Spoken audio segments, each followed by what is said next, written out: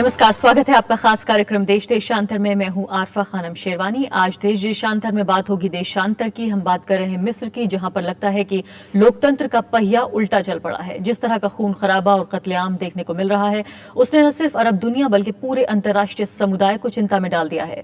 सेना के जरिए मुर्सी समर्थकों पर बल का प्रयोग जारी है। मरने वालों की तादाद लगातार बढ़ती जा रही है। अब तक का आंकड़ा 600 से ज्यादा लोगों के मरने की बात कर रहा है। जी हां, कई देश अपने राजदूत वापस बुला रहे हैं, जिसमें टर्की भी शामिल है। अमेरिका ने भी विरोध के तौर पर अगले महीने मिस्र की सेना के साथ होने वाली जॉइंट मिलिट्री एक्सरसाइज को रद्द कर दिया है। ये सभी खबरें एक ही तरफ इशारा कर रही हैं कि क्या वाकई मिस्र गृह युद्ध की दिशा में आगे बढ़ रहा है, और अगर ऐसा होता है तो किस तरह के हालात पैदा हो सकते हैं अरब दुनिया के लिए, अंतर्राष्ट्रीय स्तर के लिए और भारत के हिसाब से भी हम देखने की कोशिश करेंगे। लेकिन पहले इस रिपोर्ट पर एक नजर।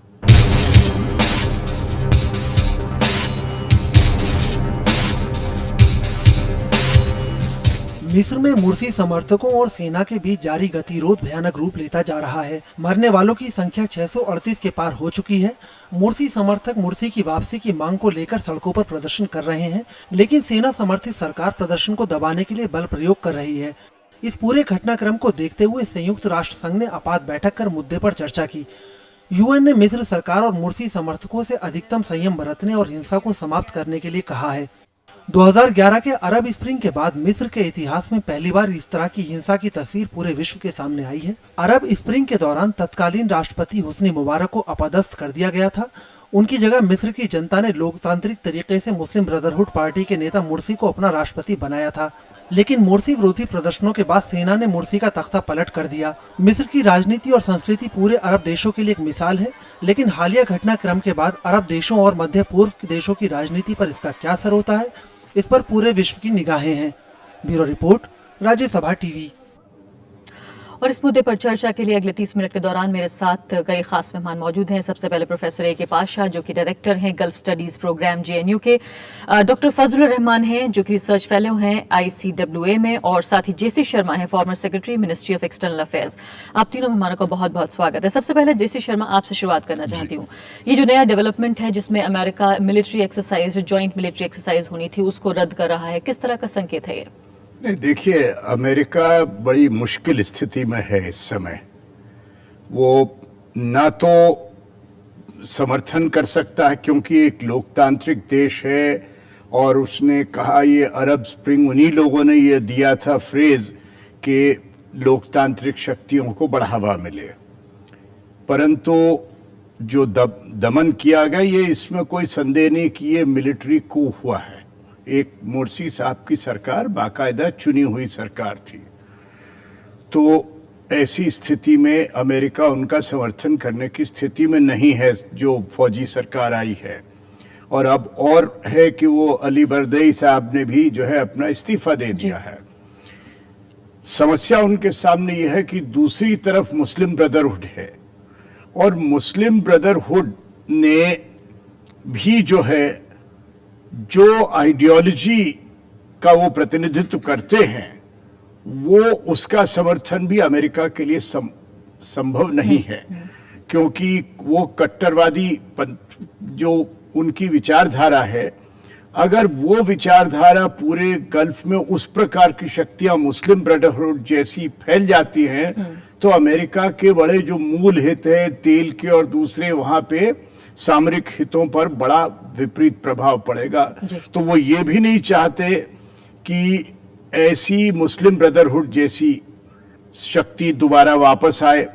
उनके लिए मोर्सी साहब अच्छे थे, अगर वो मोर्सी साहब जरा आराम से चलते राष्ट्रपति, और इतनी जल्दी वो ऐसे परिवर्तन जो वो कर रहे थे, कट्टरपंथी नीतियां उस ओर की, ऐसा लग रहा था। पहले हिंदुस्तान ने भी उनको निमंत्रण दिया था, लेकिन अमेरिका से तो उन्होंने संबंध खराब करने की कोशिश नहीं की, बिल्कुल नहीं की थी।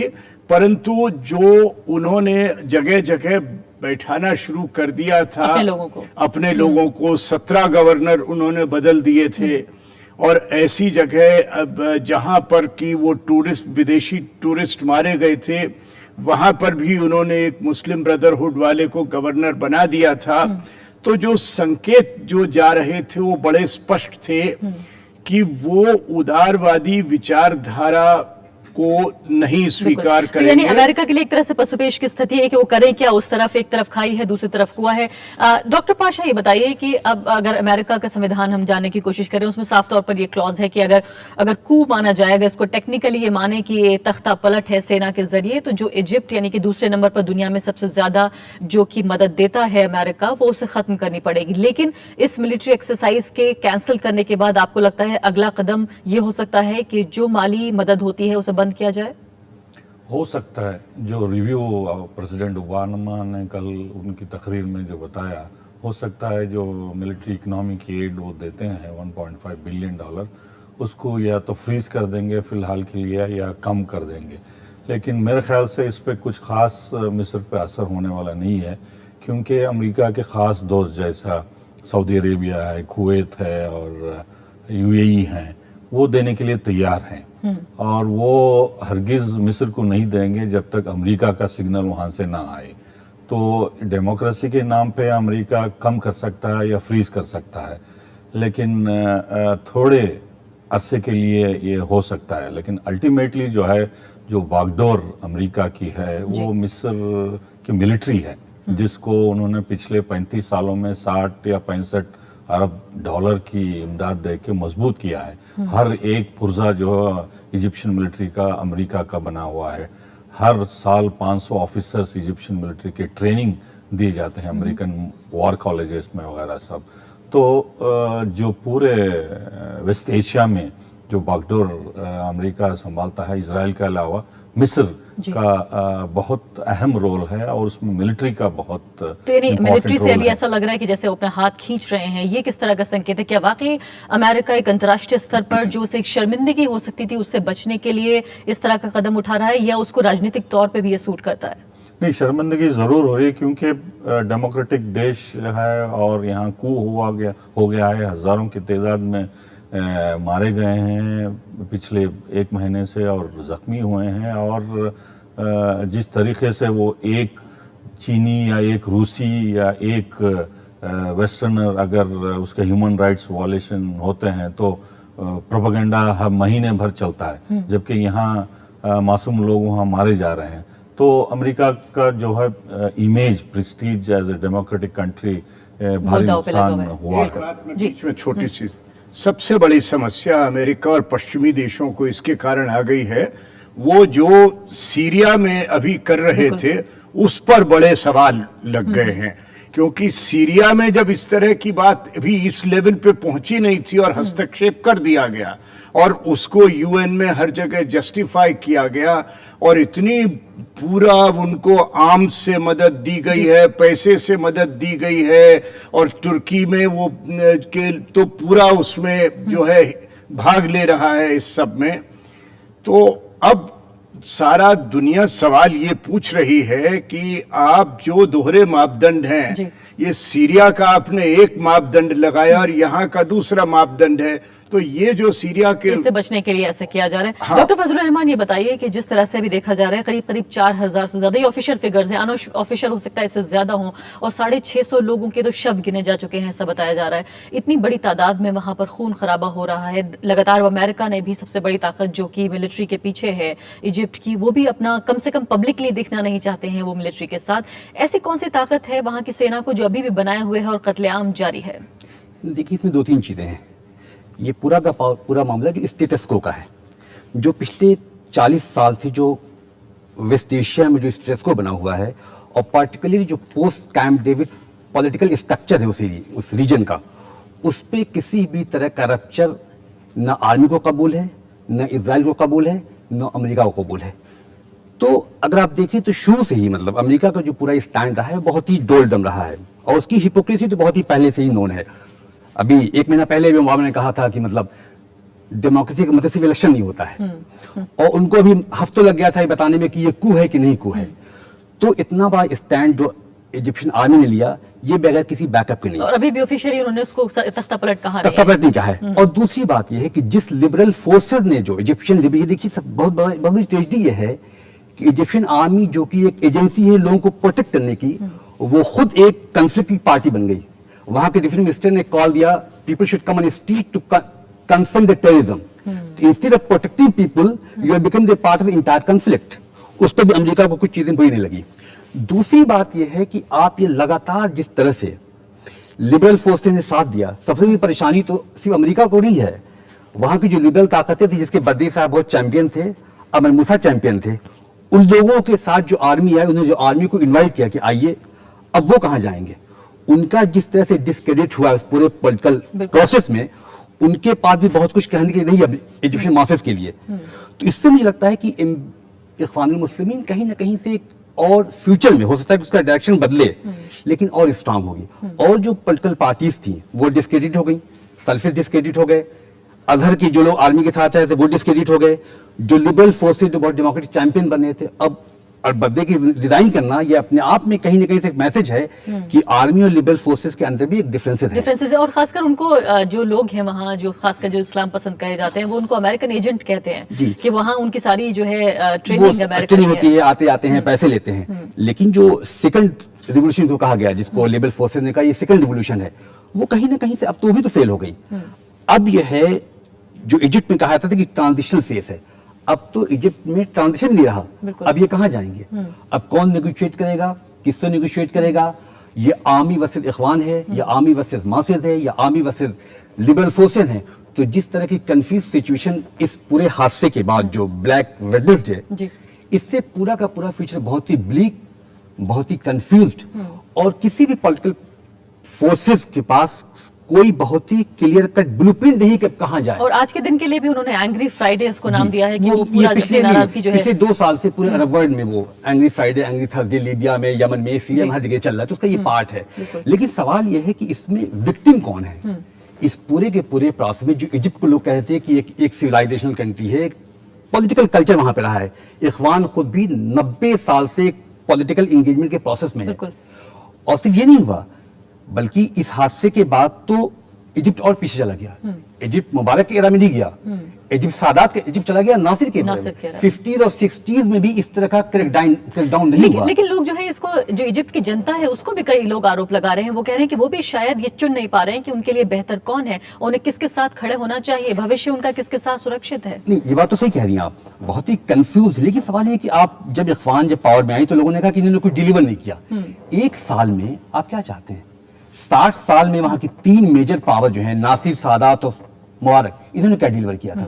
1 साल में कैसे? सवाल ये कि जब ये पूरा का पूरा एक डेमोक्रेटिक प्रोजेक्ट था, उसके जिस तरह से सैबोटाज किया गया, इसके आगे कोई भी आर्गुमेंट कि ये नहीं कि एक डेमोक्रेटिक इलेक्टेड गवर्नमेंट है, they should be allowed to complete his term, 4 year term जो भी था।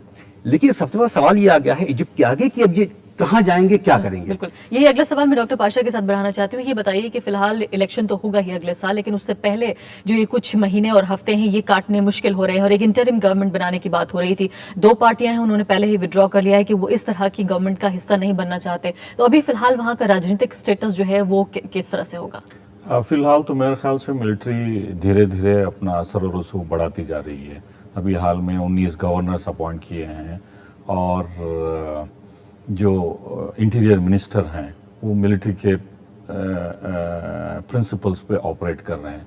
ये टाइम टेबल बनाएंगे कि कॉन्स्टिट्यूशन बनाया जाएगा या अमेंड किया जाएगा या पार्लियामेंट्री इलेक्शन बनाएंगे, ये सब धीरे धीरे उनके डेडलाइंस बढ़ते जाएंगे। लेकिन असल मुद्दा जो इस एंटायर फोकस में है वो सोशल जस्टिस की बात है, क्योंकि आधे से ज़्यादा जो 80 मिलियन मिस्री हैं सिर्फ $2 में ज़िंदगी गुजारते हैं, और इन्होंने लाखों की तादाद में सड़कों पे उतर के आया 2 साल पहले, अभी भी।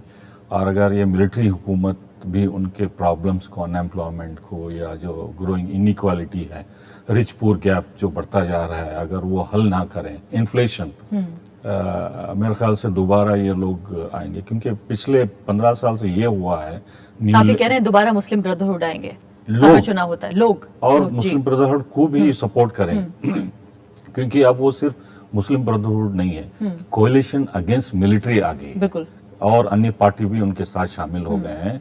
और ये इकोनॉमिक आर्थिक मसला अगर हल ना किया गया, असल मुद्दा यह है कि इजिप्ट के पास रिसोर्सेज बहुत कम है, सिर्फ सुएज कैनाल या रेमिटेंसेस या थोड़ा बहुत एक्सपोर्ट और से टूरिज्म होता पे है। भी बहुत बड़ा झटका टूरिज्म पड़ा है तो इस ठप दौरान। हो गया जी। पिछले 2 सालों से, माइनस हो गया है बल्कि।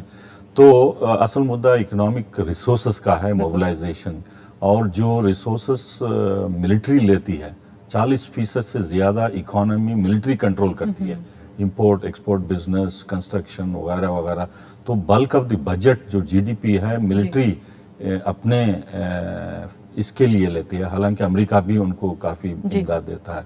तो इकोनॉमिक मसला बहुत बड़ा हो रहा है और माना ये जा रहा है कि जो ग्रेट डिप्रेशन के बाद से जब सबसे बुरे हालात हुए हैं वो इस एक्सपोर्ट्स वक्त उनके यूरोप जी। को बिल्कुल माइनस हो गए। माइनस हो गया, इन्वेस्टमेंट भी बिल्कुल नहीं आ रहा है, बहुत बुरे हालात हैं और लोगों के लिए खाने पीने की जो चीजें हैं उनकी भी किल्लत लगातार शुरू हो रही है। ब्रेक के बाद हम जिक्र करेंगे, उस बड़े सवाल पर आएंगे जो हमने उठाया था प्रोग्राम के शुरुआत में, कि क्या वाकई जो मिस्र है वो गृह युद्ध यानी सिविल वॉर की तरफ बढ़ रहा है। ब्रेक के बाद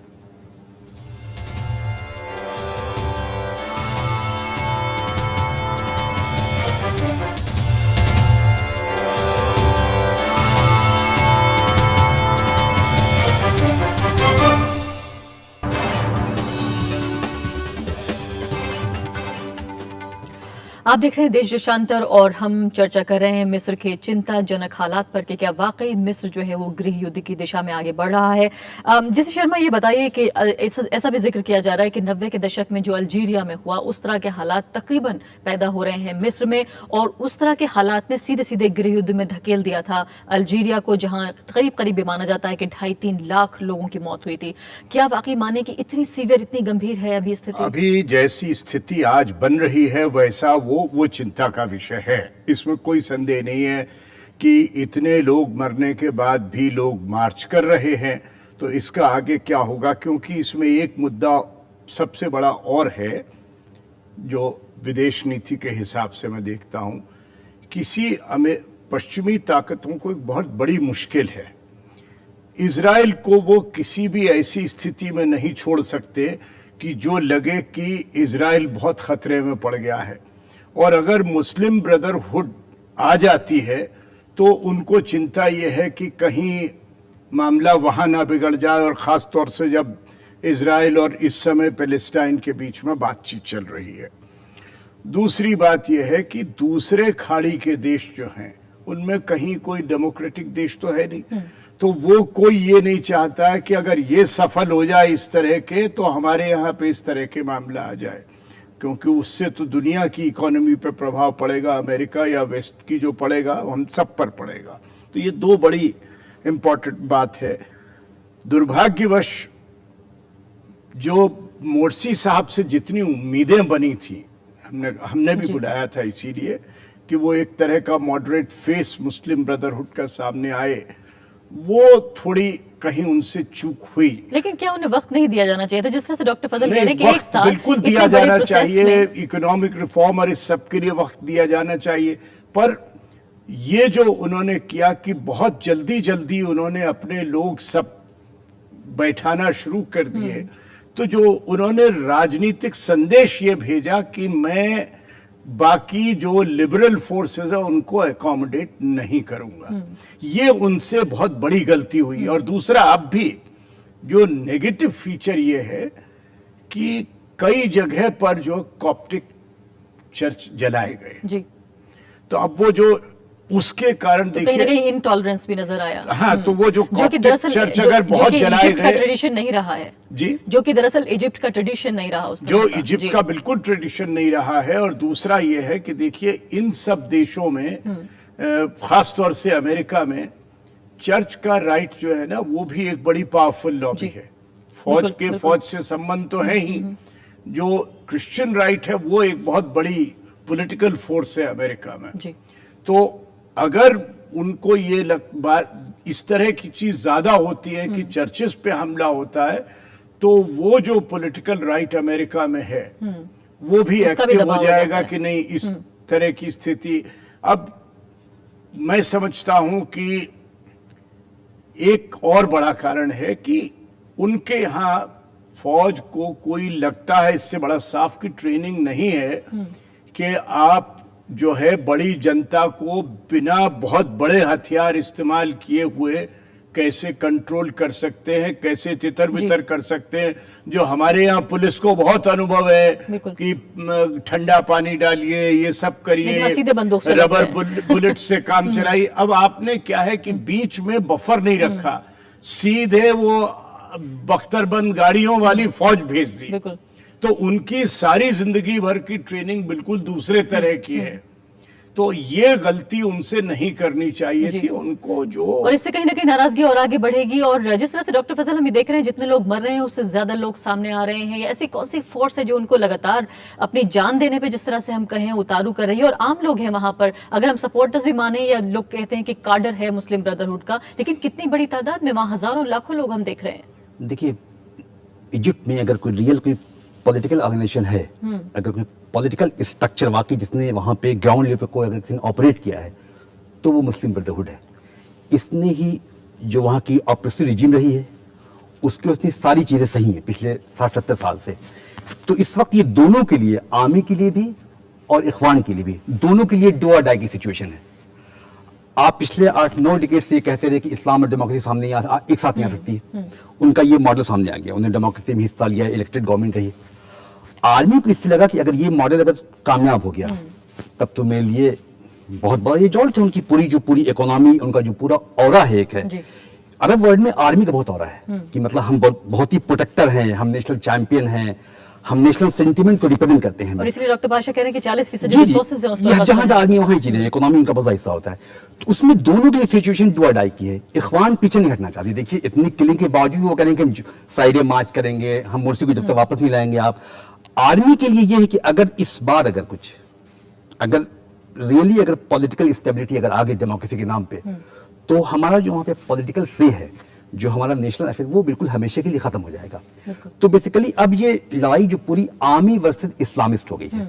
और इसमें जो सबसे बड़ा जो खतरा है, ये जो लिबरल फोर्सेस थी, जो मॉडरेट फोर्सेस थी, जो यहाँ का यूथ, फॉर एग्जांपल ये 6 अप्रैल यूथ, जो मतलब जो वाकई वहाँ का यूथ है, और वहाँ के इजिप्ट में बहुत बड़ी तादाद में यूथ हैं, उनका जो डेमोक्रेटिक एस्पिरेशंस थी, जिनको बहुत ज्यादा इस्लामिक रेडिकलिज्म नहीं लेना देना है, उनको ना आर्मी था, वो एक बहुत ही 21st सेंचुरी का एक ट्रांसपेरेंट, एक प्रॉस्पर सोसाइटी देखना चाहते हैं, जिसको ग्लोबलाइजेशन जी ने भी टच किया है, अपने traditions को बहुत बचा के इंस्पायर्ड, वो रखना चाहते हैं कि मतलब हम भी कुछ, हमारा भी कोई दुनिया में हिस्सा हो। सबसे बड़े विक्टिम वो हैं।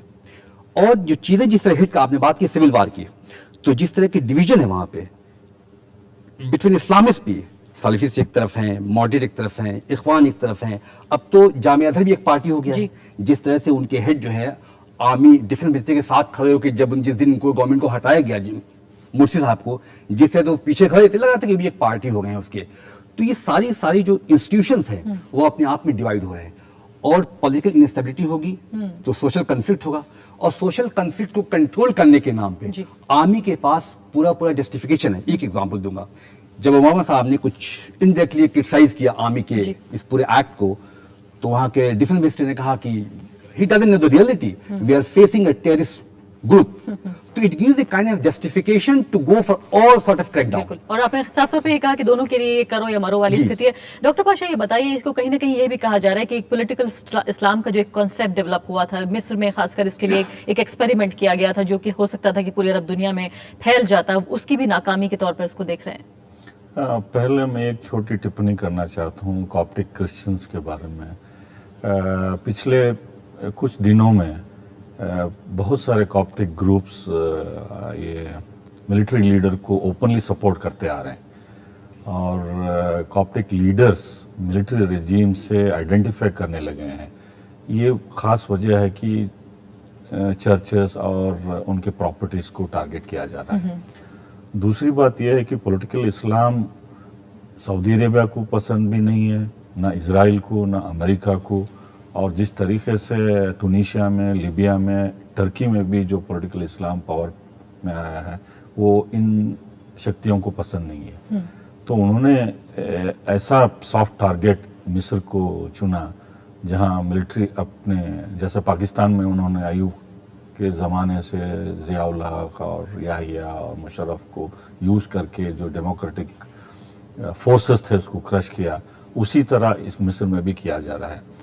लेकिन डेमोक्रेसी इकोनॉमिक कारणों के अलावा उसमें एक और फॉरेन पॉलिसी मुद्दा भी बहुत इम्पॉर्टेंट है, और वो ये है कि फ़लस्तीन का मसला जी ओपनली प्ले कार्ड्स में आप देखे होंगे जब मुजाहरे हुए, उसमें फ़लस्तीनियों को सपोर्ट करने का, हमास ख़ास तौर पे फ़लस्तीन जो ब्लॉकेड जी। इजराइल ने किया है उनके सॉलिडारिटी के लिए उन्होंने सपोर्ट किया।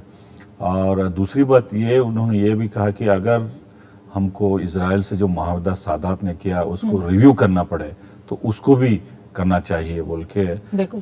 और मुर्सी और अमेरिका के एम्बेसडर सफीर की जो तस्वीर थी उसको क्रॉस करके भी उन्होंने प्रोमिनेंटली तो सारे डिस्प्ले संकेत किया। नजर आ रहे हैं कि जो आम जनता है और खासकर जो यूथ है कहीं ना कहीं जो फिलिस्तीनी जिसे इस्लामिक अगर मुस्लिम ब्रदरहुड ना भी कहा जाए तो जो उसका रियल टर्म लिटरल टर्म में जो ब्रदरहुड है जी। उससे कहीं ना कहीं अपने को रिश्ता बांध रहे हैं। एक आखिरी सवाल बहुत संक्षेप में कि जो किताबी डेफिनेशन है सिविल वॉर की अगर हम ये देखने की कोशिश करें तो क्या ये मान सकते हैं कि ये गृह युद्ध है?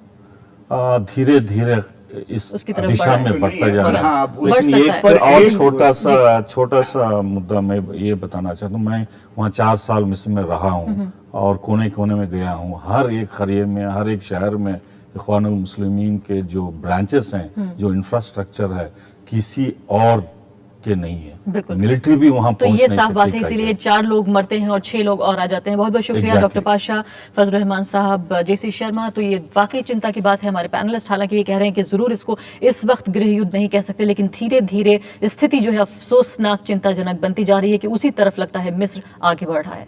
इसी के साथ अभी के लिए इतना ही। नमस्कार।